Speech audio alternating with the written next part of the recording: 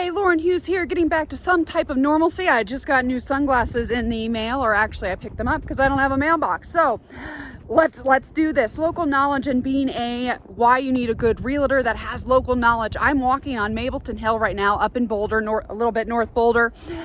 And there were about 7 cars that slid into the bankments yesterday when we got that little bit of a snowstorm. And the thing is, why I say that is actually my husband was one of the ones that slid. They're fine. He went into a driveway.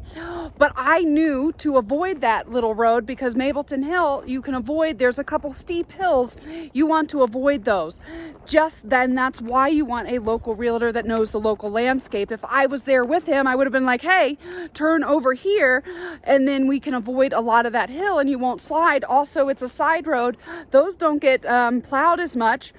So it's just an analogy on why you want a good realtor, because you can avoid little things like sliding up a massive hill with Mapleton Hill. It's little things that can make a big difference at the end of the day. So hire a local realtor that actually knows the lay of the land and knows everything about it. So thanks guys for tuning in. If you ever have any questions, we're trying to get back to normal here.